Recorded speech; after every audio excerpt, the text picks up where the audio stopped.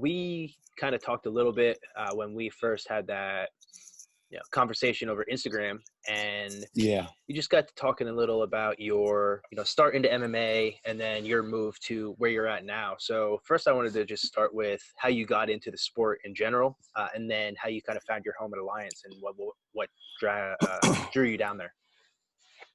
Yeah, man. What really got me into MMA was I was doing wrestling in high school, and one of the local promoters in my hometown, Salinas, he came up to me and was like, he just asked me if I forgot where I saw him at. I think it was just like at some burrito shop, and he kind of knew who I was from playing football, and he's asked me, "Do I ever do MMA?" And I was like, I mean, I've seen it. I've watched it and all that.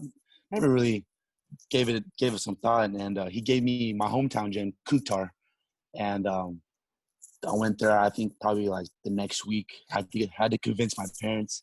They all let me train. My parents were really on the other side of it. They didn't really want me to. They didn't really want me to fight when as a career, And but I told them, just let me do it. I'll promise you it would be a good decision. And so I was at Kutar, my hometown gym, for about 2.5 years, 3 years. And that's where I had the majority of my fights. I went 4-1 there. Yeah, I went 4-1 there.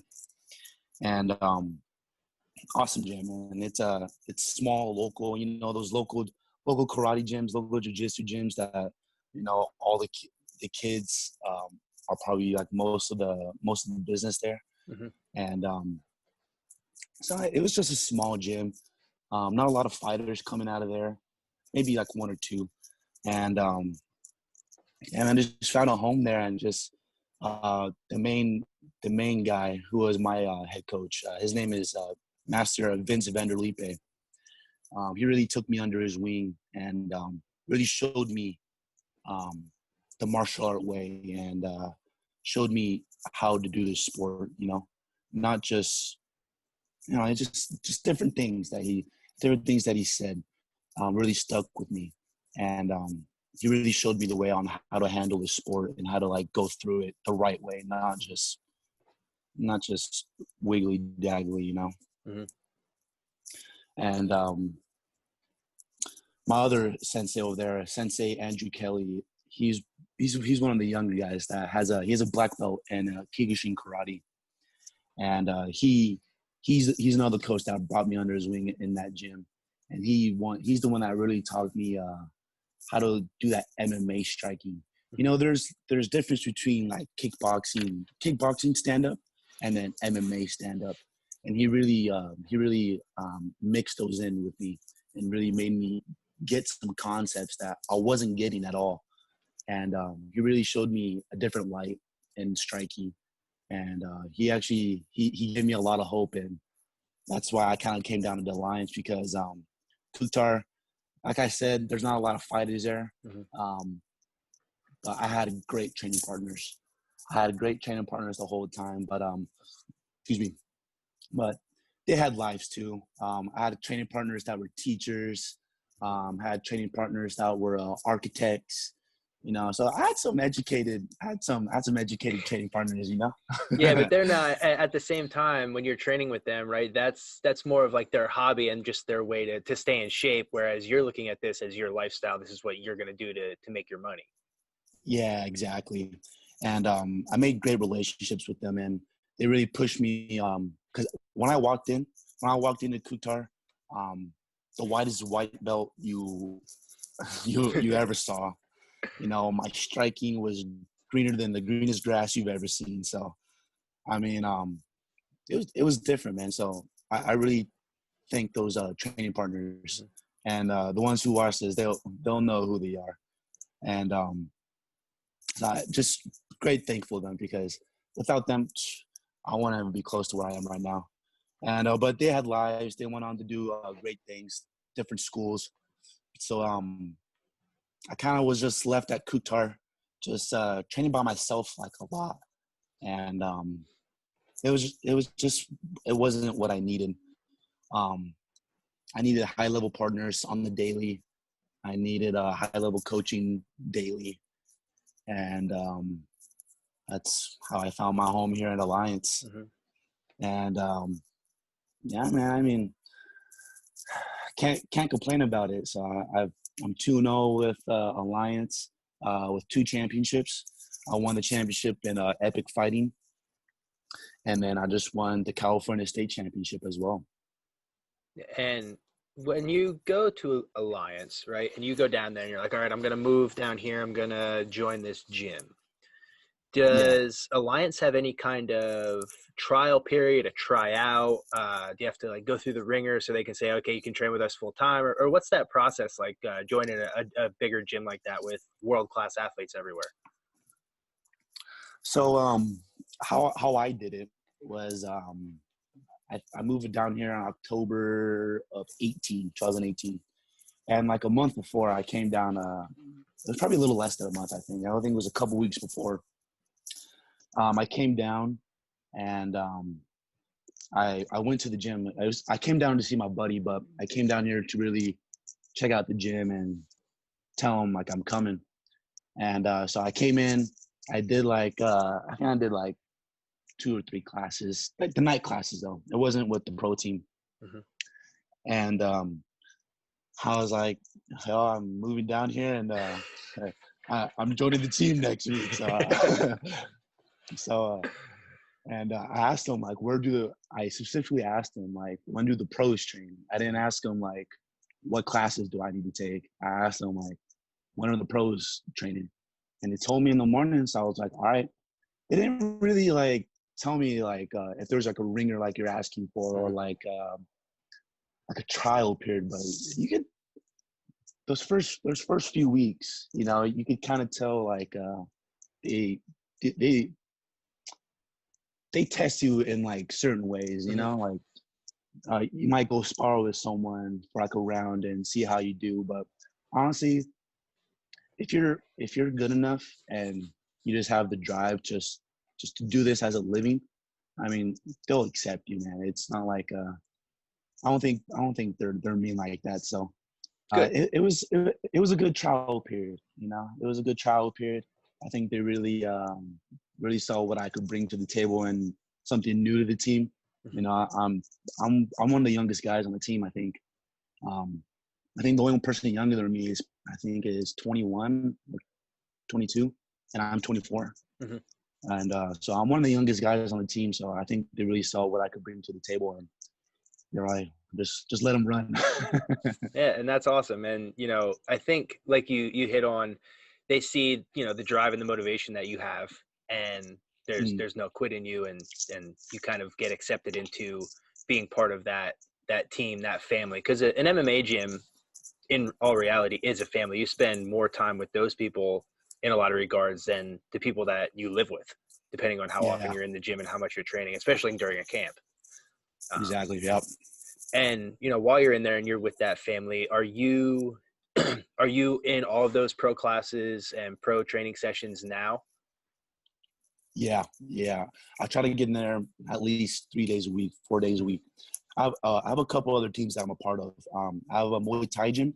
Mm-hmm. It's a small Muay Thai gym called Premier, and I just recently joined these guys within the last few months. Probably, I think by December. I think I was part of the team, December or January, and then I've been a part of Azteca Boxing. Boxing. I've been with them since my first fight down here, which was, I think I was down here in, I think I started doing that like in January or something like that. So I've been with them, my boxing gym, for a long time. And just the mixture of all these gyms together has really opened up my striking game for sure. Mm-hmm. Just started off with boxing, man. Like, I really feel like the future of boxing, the future of MMA is going to be boxing, mm-hmm. You know? If you can really piece someone up with your hands, everything else is going to come easily, especially at the level of MMA like it's at right now. I really feel like the basics is really going to is really gonna see who's the elite out there and who's really gonna win. Because you can do all this spinning stuff, you can do all these kicks, you can do, you can do a lot of stuff. But when it comes to MMA and how MMA is scoring right now, Hmm. like the big Oh yeah, controversy, big controversy right now is these judges. And especially the judges in Florida where all these fights have been. yeah. And but if you really look at the fights and look at who's winning, Hmm. it's the people who are landing the bigger punches and the more effective punches. Hmm. And 'cause you can piece someone up, pop, pop, pop, pop, pop, pop. But if they're not, knocking the head back or, you know, making someone dazed, the judges are not really gonna go in your favor. And so I think boxing, real good boxing, to set up everything in your arsenal is gonna be a game changer. Yeah, I mean, you hit the nail on the head there. You could just refer back to what Justin Gaethje just did to Tony. I mean, Mhm. that was just a clinic in very basic fundamental striking that's done very well. And Exactly. Justin's not coming out. I mean, he is coming out to take your head off, but at the same time, he's chopping people down. He's ripping body shots. Yeah. He's sticking that jab in your face over and over and over again, and then landing some vicious leg kicks every once in a while. Yeah. And it's funny to see like the progression of MMA, because you have these guys that spin and these guys that do these flashy things, and then you also have these guys like Justin who's not flashy at all, and he just wants to, get in your face, fight in a phone booth, and beat you up.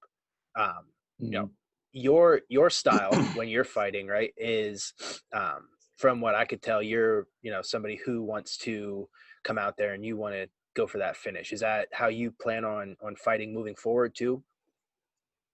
Yeah. I mean, especially how the game is right now, man. It's like you either gotta go, I'm gonna die, or you're gonna die, Yep. man. It's no hard feelings, um but when I go into a fight, I don't tell myself I'm gonna knock I'm gonna knock this guy out. Um I go in there, I try to stay calm, just take what's coming, Hmm. if you could have a game plan, but once that cage door locks, a lot of game plans go out the window. Yeah. And the game plan is whatever comes. And I mean, my game plan usually when I go into a fight is just stay calm, make quick reads right away, and then I start attacking, and then I start open up my offense.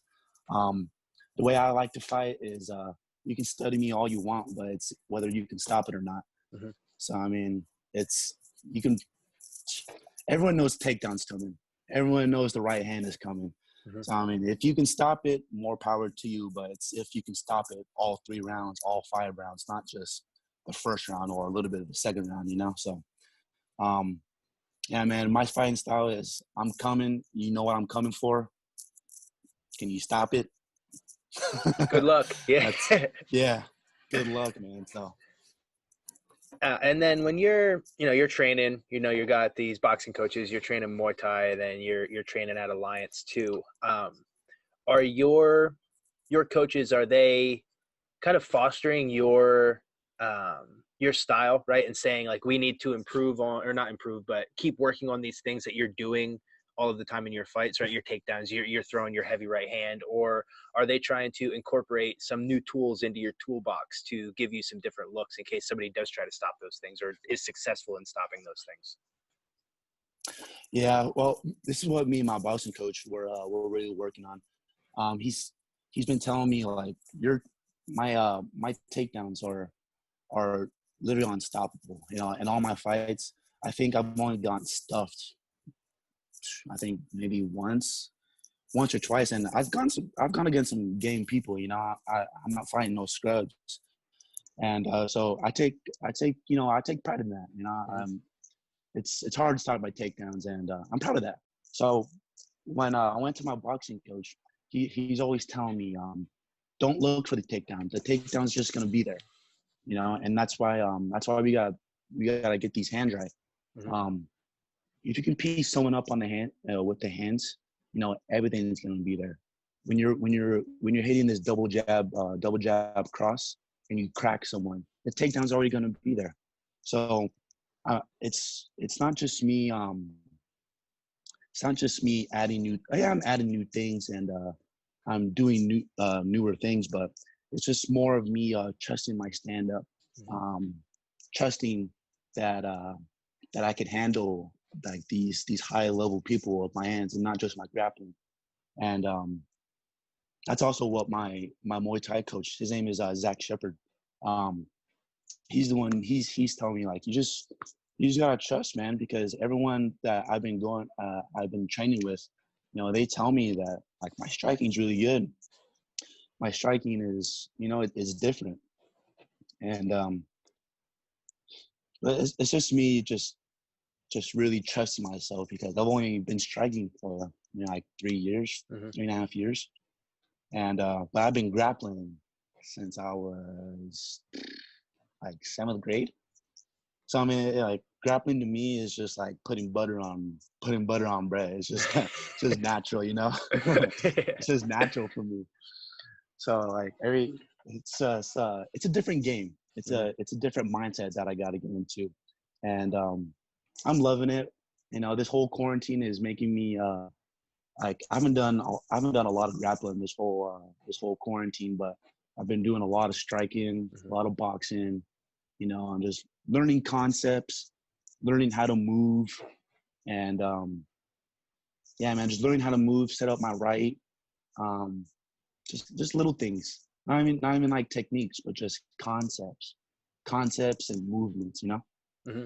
Yeah, and I think a lot of people don't necessarily, when they're watching a fight and they don't train, they don't really see how much detail is going into a stand-up portion of a fight. Very small intricate things, like you Yeah, said, concepts, small details, yeah, inside outside angles, foot placement, cutting people off, things like that.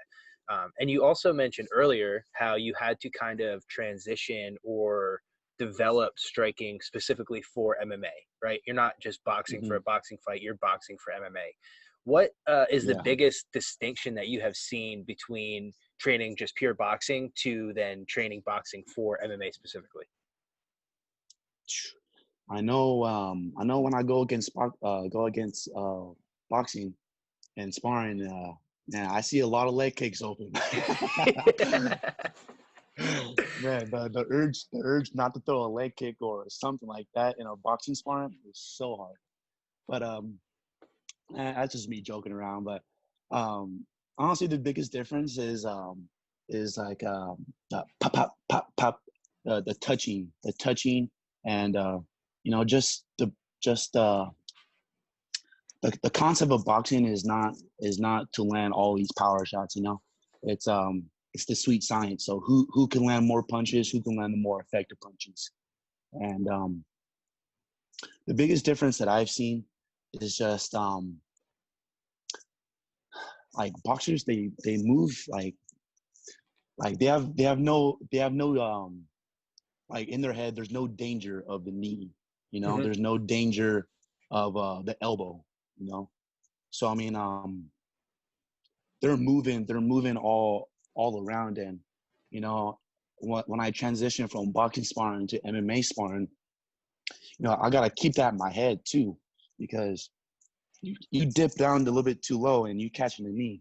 And I've actually caught that a couple times when I've been boxing sparring a little bit too much, and I get caught.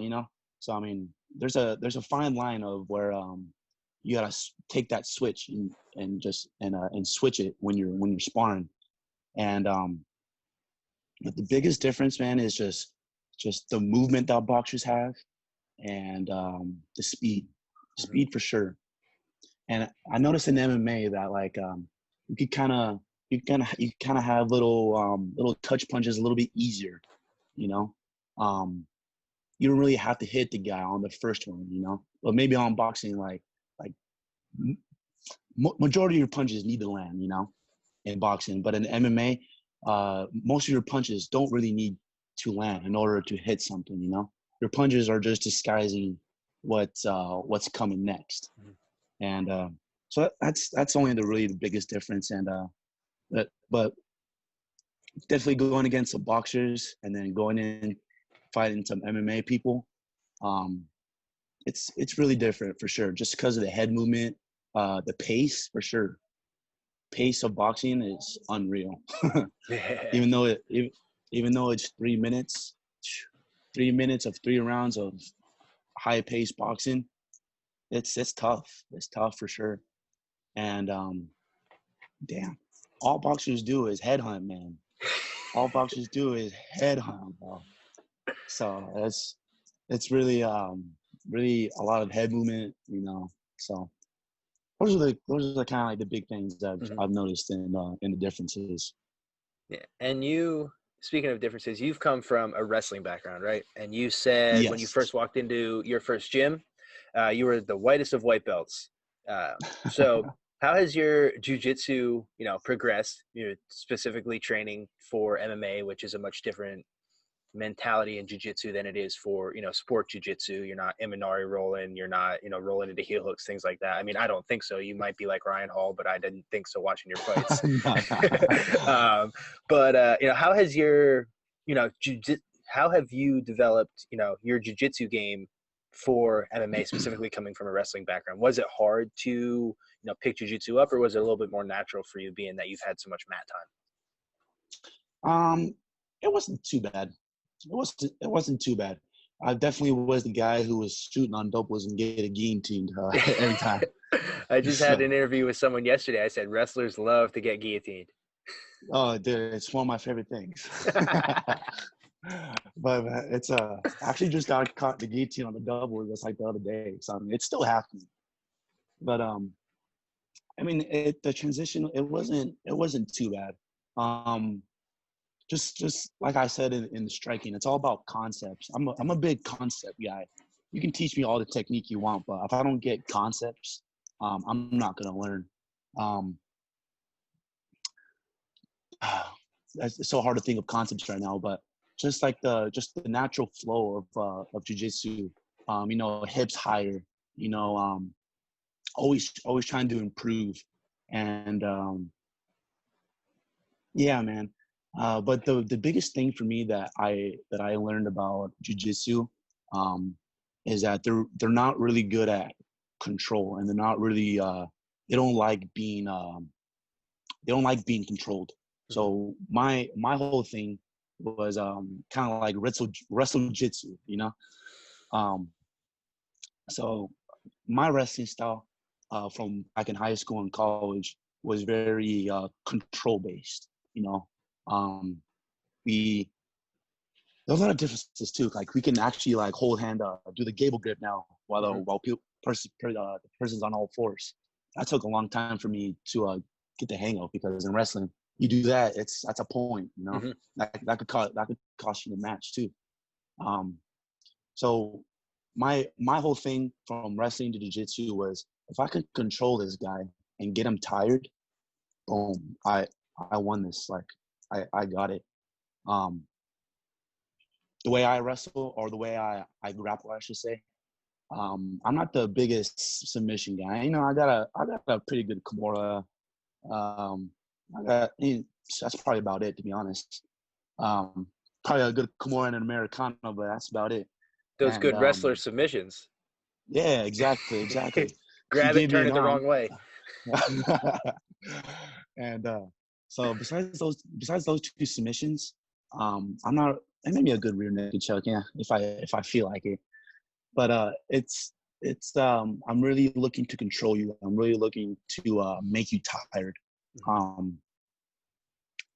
In rounds, like, I might not get the best submissions, or you might, if I get a submission, it might be loose, so you might end up on top of me, or end up in good position. But I know for a fact, when you're done with me, you're gonna be stressing going into the next round.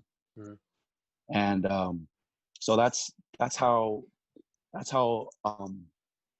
I like to grapple. I like to make people tired. I like to make people dig deep, because I know I can dig deeper. So You and I would have a lot of fun grappling together. You pretty much just described my entire style. No, really, you're like the same. Yeah. I'm a lot on the head. You know, just I was grappling with Jeremy before his last fight, or no, not this last fight, but the one before. And I was grappling with him, and he knows my double's coming. And he told me after the round, he was like, dude, I know the double's coming, but I just can't stop it. And it's like what my good old wrestling coach says, like, if you're heavy on the head, whatever goes down must come up. So Hmm. if you press down heavy on that head, your head's gonna come up, and that's a perfect spot for that double. So I mean, just little concepts like that make me just see things really different in the grappling game. Yeah, I use a lot of my concepts in jujitsu and wrestling are like a push pull, right? Like Mm-hmm. I push, you want to push back. I pull, you want to pull back. So I like to set up a lot of like Yep. arm drags. I like to arm drag to single, things like that, where I know you're going to pull away, so I pull back the Yep. opposite. So Yep. that Yep. Good old push reaction, pull. opposite reaction. Yeah, push pull is great. Any setting up the triangle, any of those things. You push, I push, back and forth. Mm-hmm. Uh, and then, I just like to make people miserable. The more miserable I can make you while I'm grappling with you, the more fun I'm having. Exactly. I love it. I love uh, it. so, what's next for you? What's coming up? When this quarantine's lifted, you can get back in the cage. What are your goals rest of the year and then 2021? Man, if I can get at least 2 fights this year, Hmm. that's like the World Series for me. Okay. It's 2 fights. I mean, that's maybe asking a little bit too much, but um, if I can get 2 fights in this year, man, I'll be happy. If I can get one, I'll be happy. Me too. I haven't fought since August, so um, it's been a little. I was supposed to fight in April too, man, and I was like, the quarantine started in like middle March, Hmm. and that middle March, it was kind of like indifferent whether the fight was gonna happen. Then like a week and a half before, it was cut, man. My diet was on point, man. I was only like 10 pounds out. Oh, it was heartbreaking. It I know your pain, man. was I was heartbreaking. about to fight May 9th, and I got a group Facebook message from the promoter. He's like, "Hey, we can't do it. We're gonna have to reschedule." Now we're all just in limbo, man. I don't know. It is what it is. Yeah, man. Unless the UFC calls us Well, up and says we're coming to Florida. okay, huh? But before this whole quarantine happened, man, I had a little Deion Sanders epiphany. Hmm. Um, I really wanted to, of course, do pro MMA, but I also wanted to explore some pro boxing too, um, just to have fun. You know, I'm not really worried about my boxing record, but it's also kind of seeing into the future type stuff. I really think that there's going to be a promotion that's gonna mix MMA and boxing, Hmm. and kind of have like boxing versus MMA matches. So I just feel like that's just kind of like my future sense going in there. But this year I was really trying to get at least 3, 4 fights MMA, maybe 5, and then maybe like 2 boxing fights, something like that. Just have some fun in there. Um, but we'll see what happens, man. I really wish this whole thing can go not back to normal, but at least just to civilize people, where we can do stuff. Get outside without a mask on and go hit the gym and grapple with your friends. Dude, I hate getting out of my car and going into a restaurant or just any type of business and forgetting my face mask. I'm like, oh my God, I gotta It's walk all the way, unlock my car, find it. It's bad. Yeah, well, if you do want to go into these boxing fights, you gonna wear gloves or you gonna consider bare knuckle? Oh, hell no. Hell no. Hey, respect to all those bare knuckle fighters. I don't know That's not for how me, they do man. No that. way. No, my girlfriend has thought about doing that. I'm like, what? You're crazy.